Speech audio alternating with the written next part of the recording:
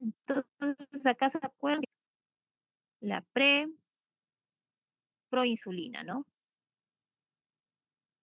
Luego esta proinsulina es llevada por el retículo, es llevada al retículo endoplasmático rugoso, donde se va a convertir en proinsulina. Y una vez que se ha convertido en proinsulina, que son tres cadenas, A, B y C.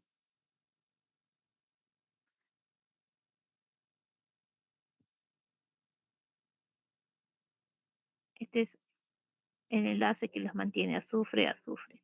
Ya. Entonces, va a estar almacenada en perdón, va a estar almacenada en el retículo endoplasmático rugoso, la proinsulina, luego es liberada ¿a dónde? Al aparato de Golgi, donde las enzimas proteolíticas que les dije, que son las convertasas, van a escindir esa cadena.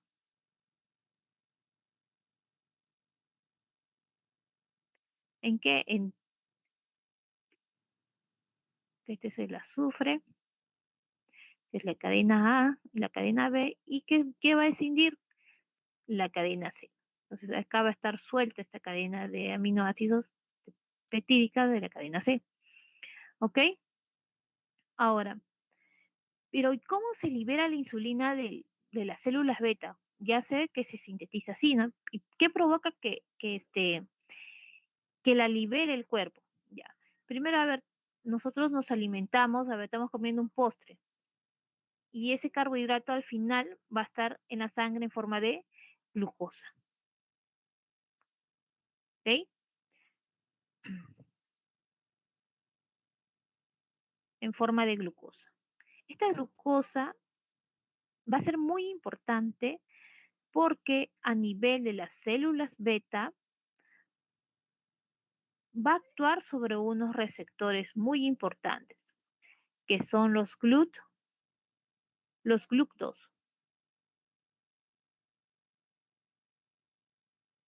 Los GLUT2. Esto ocurre en el páncreas. Esto ocurre en el páncreas. Para que pueda liberarse la insulina, ¿cómo ocurre? Pues, no, comemos algo, un carbohidrato, al final se transforma en glucosa. Esta glucosa, al llegar a las células beta del páncreas, y justo va a interactuar con los receptores GLUT2, va a pasar la glucosa. La glucosa pasa,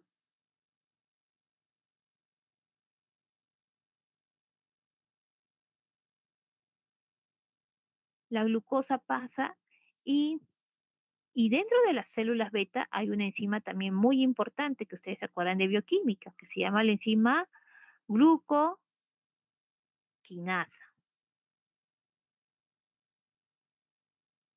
La glucoquinasa. Esta glucoquinasa, ¿qué es lo que hace? Va a fosforilar ¿a quién? A la glucosa y se va a formar la glucosa 6-fosfato, que es el fósforo. O sea, se va a formar la glucosa 6-fosfato. Esta es glucosa 6-fosfato es muy importante, puesto que a la glucosa le engaña para que ya no salga. Y así, esta glucosa 6-fosfato con su clase de bioquímica, ¿a dónde va a pasar? Al mitocondrias, ¿verdad? Y en el mitocondrias, pues ahí va a ocurrir, eh, va a actuar en los mecanismos de este, ¿cómo se llama? Ciclo de Krebs, ¿no? Ciclo de Krebs, luego va a pasar por las membranas del mitocondria la fosforilación oxidativa. ¿Con qué fin? El fin es para que se forme nuestro famoso ATP. ¿Ok? Entonces, la glucosa interactúa con los receptores GLUT2, pasa la glucosa porque la glucosa, acuérdense muy bien, es una molécula muy polar, tiene enlaces covalentes y ustedes saben muy bien que la membrana celular es una bicapa fosfolipídica. La parte externa es apolar y por tanto no puede pasar la glucosa, que necesita de un receptor polar. En este caso son los GLUT2. Entonces la glucosa reconoce, la GLUT2, perdón, reconoce la glucosa, pasa la glucosa ya dentro de la célula, por acción de la enzima glucosinasa se convierte la glucosa en glucosa 6-fosfato. Esta glucosa 6-fosfato es muy importante puesto que va a intervenir en la formación de ATP, como mediante el ciclo de Krebs, la fosforilación oxidativa, ¿no? Entonces, ya que al final acá tenemos el piruvato, ¿no? Ya todo ese proceso bioquímico ya deben saber. El piruvato, proceso de ciclo de Krebs, fosforilación oxidativa y al final tenemos la formación de ATP. Esta ATP es muy importante, ¿ok? Acá vamos a borrar esto un poquito. Vamos a dibujar un poquito más grande la célula. Y acá vamos a borrar esto. Ya. Este ATP, como les mencioné, es muy importante porque en la membrana de las células beta, acuérdense muy bien, en la membrana de las células beta hay unos receptores dependientes de potasio, receptores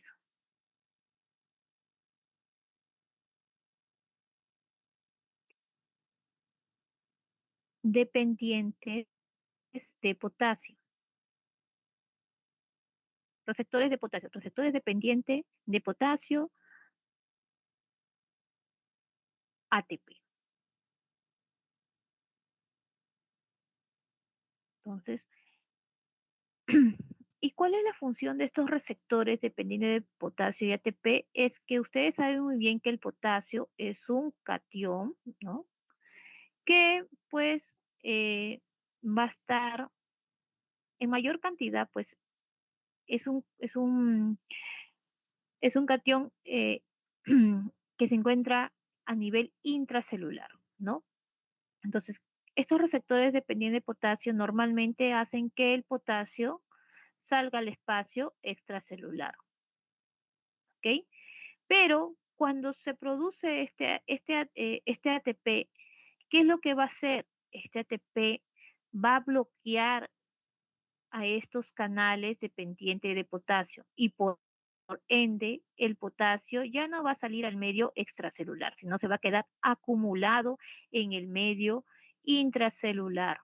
Va a haber una alta concentración de potasio. El potasio va a estar atrapado y ya no va a poder salir al medio extracelular. Entonces el ATP, ¿qué es lo que hace? Bloquea los canales dependientes de potasio. Entonces, por ende, va a haber bastante potasio. ¿Y eso qué va a provocar a la célula? A la célula le va a provocar una despolarización. Va a haber un cambio de umbral, despolarización.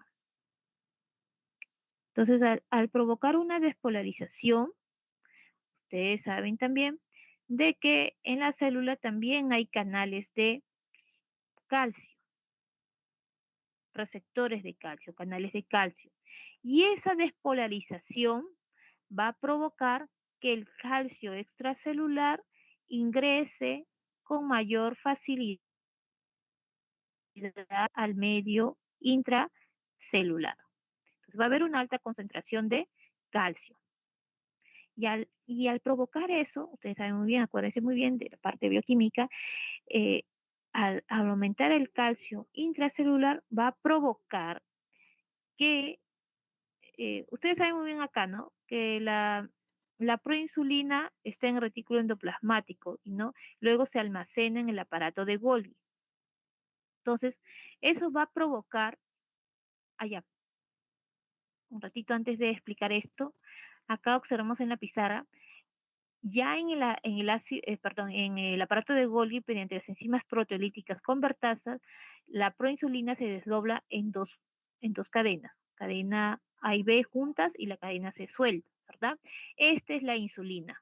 No olvidé decir, esta es la insulina. Y este es el C, es el péptido C. Entonces, ¿dónde se almacena esa insulina? Y el péptido C se almacena en el aparato de Golgi. ¿Ok? Entonces, hasta ahí estamos bien, ¿no? Entonces, cuando entra bastante calcio, ¿qué es lo que va a provocar? Que va a provocar que se libere la insulina del aparato de Golgi. va, a- va a provocar la secreción de insulina. ¿Está bien? Y una vez que se ha producido la insulina, se está liberando la insulina, esta va a salir hacia dónde? Hacia el torrente sanguíneo. Ay, se corrió la pizarra.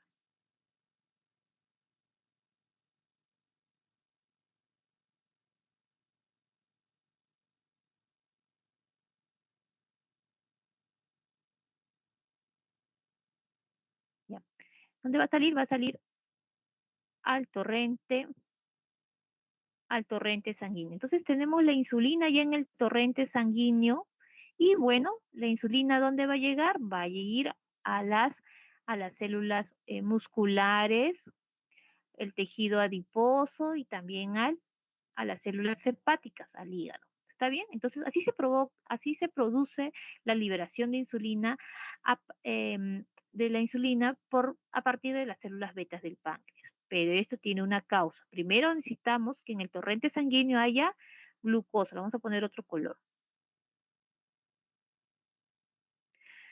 Primero tenemos que saber que en el torrente sanguíneo debe haber glucosa. Y esta glucosa va a ingresar por los receptores GLUC2 de las células beta.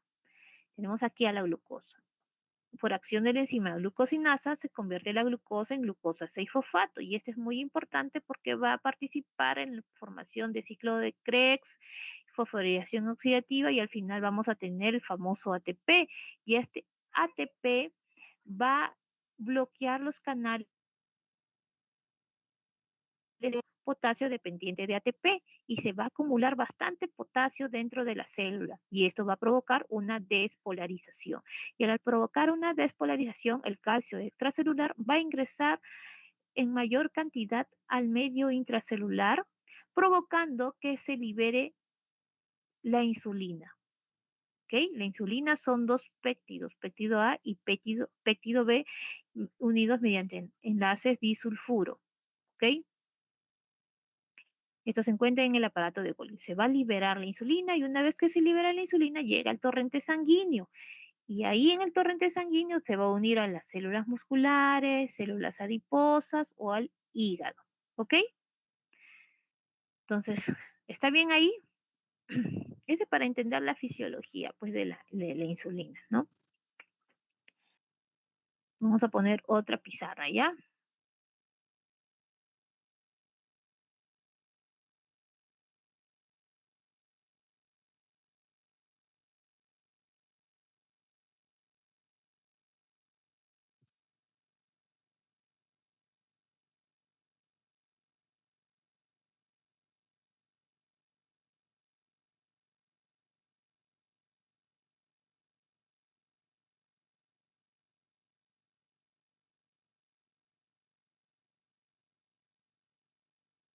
Ya.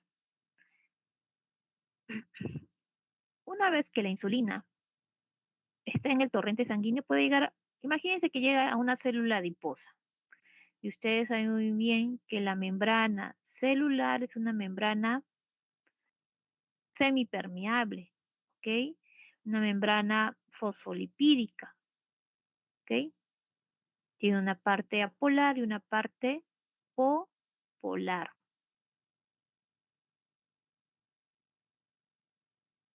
Entonces la insulina está acá,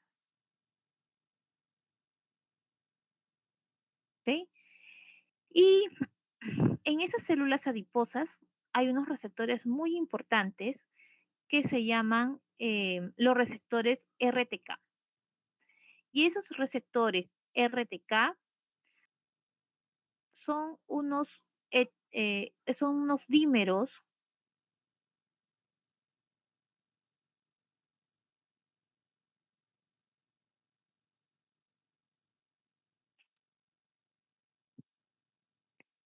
es la tirosina, que va tirosina, es la tirosina,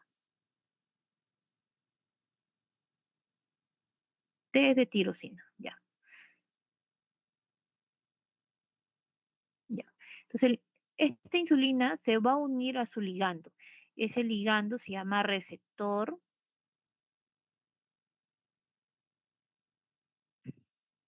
RTK, receptor de tirosina sinasa.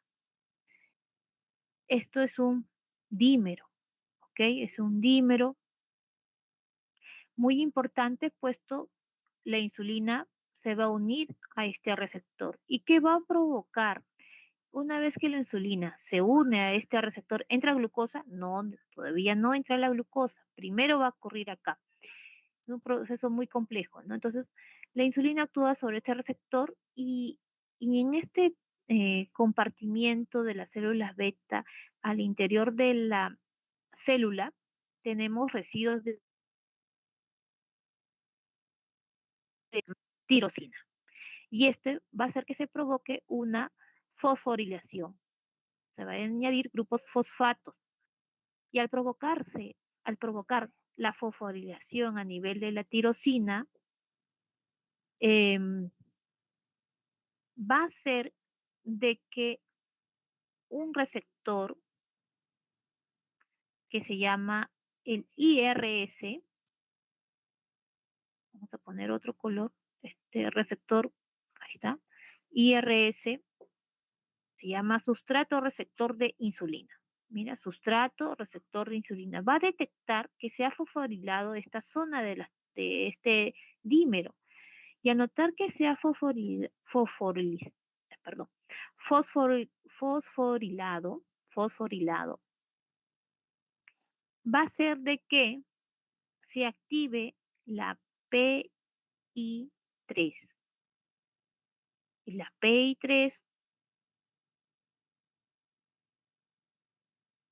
es fosfotirilinocitol 3 quinasa. Fosfotirilinocitol 3 quinasa. Igual está en su diapositiva, el PI3. ¿Ya? Entonces, ese PI3 es muy importante también porque al final se va a producir el PKB. ¿Y qué es el PKB? Es la proteína sinasa B. Otros también lo conocen como la AQT, que está acá en su diapositiva. ¿Ya? Entonces, veamos así su mecanismo. Entonces, la insulina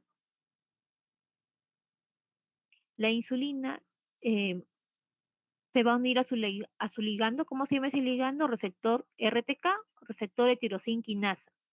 Ese receptor de tirosina quinasa es un dímero, ¿no? Acá vemos un dímero que en la parte interna de la célula, la parte en el citoplasma, va a tener residuos de un aminoácido muy importante, que es tiene un cambio conformacional en el cual se van a unir residuos de fósforo. Acá hay ATP, ese ATP va a dar un fósforo y se va a convertir luego en ADP, ¿ya? Entonces, cuando está fosforilado esta zona de este receptor, viene un sustrato receptor de insulina, reconoce que se ha fosforilado y al reconocer se va a activar la fosfoinositol 3 quinasa. Se activa y va a provocar que se produzca la proteína sinasa B o AQT como otros lo conocen. Y esto es muy importante, muy importantísimo porque dentro de la célula, en el citoplasma, vamos a tener unas vesículas. ¿Se acuerda que les dije al comienzo? Estas vesículas tienen a los GLUC4. ¿Ya? Estos son los GLUC4. GLUC4. GLUC4. La proteína sinasa B, ¿qué es lo que va a hacer? Va a actuar sobre esta vesícula que generalmente son de naturaleza fosfolipídica y va a hacer que estos GLUC4 se salgan de esas vesículas y se pongan pues en la membrana celular. Es decir, va a ocurrir un proceso de translocación. ¿Y qué es la translocación? Que los receptores GLUC4 que se encuentran en esas vesículas van a salir y se van a colocar pues en la membrana celular. Acá tenemos a la famosa glucosa, pues, ¿no? Hemos dicho que la insulina transporta la glucosa a las células, pero ¿cómo lo hace? Pues tiene que haber un proceso de translocación que se ha producido, pues la proteína sinasa B que quita, que hace pues que los receptores GLUC4 que se encuentran en esa vesícula se transloque a la membrana celular. Y sabemos que la glucosa tiene naturaleza polar. Acá no puedes, perdón, apolar. Y lo polar con lo polar no puede atravesar, ¿correcto? Entonces tiene que tener acá un receptor covalente polar. Y esos receptores covalentes polar específicos son los GLUC4. Y por ende la glucosa ya puede entrar a la célula. Y que las funciones que cumple, formación de ATP, glucogenólisis, almacenar glucosa, etcétera. ¿Ok? Eso ya lo han visto en bioquímica 1 o 2.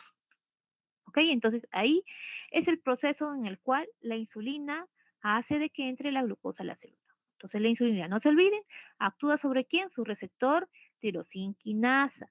Y una vez que se ha unido a su ligando, provoca que en su dímero, en la parte interna, se produzca una fosforilación. Una vez que se ha producido esa fosforilación, perdón, vamos a poner otro color, naranja, ya. Viene el sustrato receptor de insulina, reconoce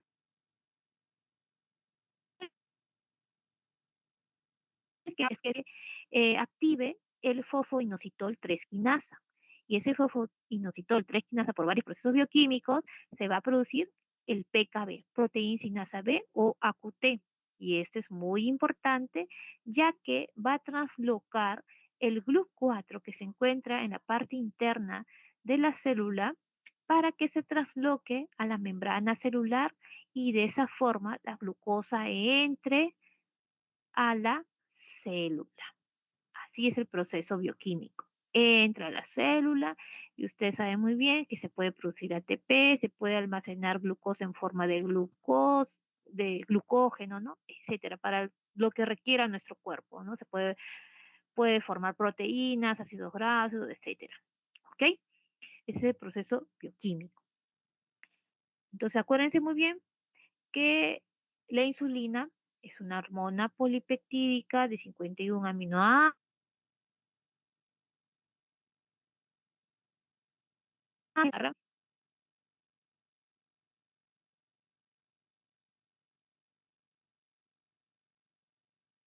eh, que, bueno, se forma primero en preproinsulina, luego es almacenada en el retículo endoplasmático y se va a convertir en proinsulina y luego se almacena en el aparato de Golgi para que luego sea liberado, pero acá en el aparato de Golgi, por la acción de las enzimas convertasas, esa proinsulina se va a escindir en dos cadenas, en cadena A y B juntas y la cadena C suelta.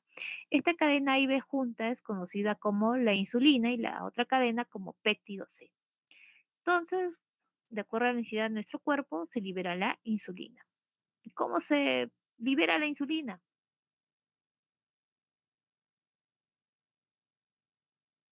Glucosa se va a fundir, va a entrar fácilmente por los receptores GLUC2. ¿Esto dónde se encuentra? En las células beta del páncreas.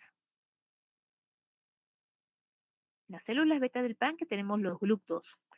Entra la glucosa, se forma la glucosa 6 fosfato, al final tenemos ATP y este ATP hace que bloquee los canales de potasio, bloquea los canales de potasio y por ende se acumula bastante potasio dentro de la célula y lo cual provoca la despolarización y al provocar eso hace que ingrese el calcio extracelular hacia pues al interior de la célula, provocando pues la secreción de la insulina que se encuentra en el aparato de Golgi. Una vez la insulina ya en el torrente sanguíneo, tiene que pues tiene que actuar sobre las células de células adiposíticas, células musculares, de corazón o del hígado, ¿para qué? Para que entre la glucosa, pero la glucosa si nomás no entra, entonces la insulina tiene que actuar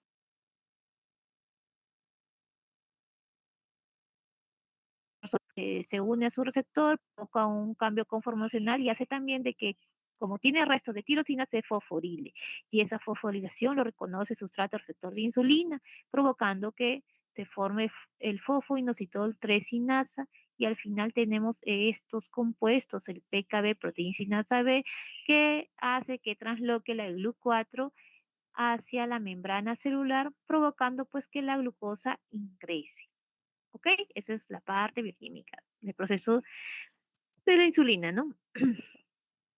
Entonces, ¿y dónde encontramos, profesor, esa GLUC2? Ese GLUC2 que encontramos en las células beta, encontramos en el páncreas, ¿no? También podemos encontrarlo en el hígado, en el riñón, dependiendo, ¿no? Pero las GLUC4, los receptores GLUC4 son dependientes de, este es un GLUC4, son dependientes de qué? De insulina.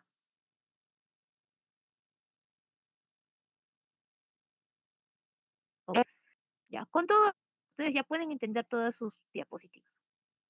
Ya vamos a pasar a compartir sus diapositivas.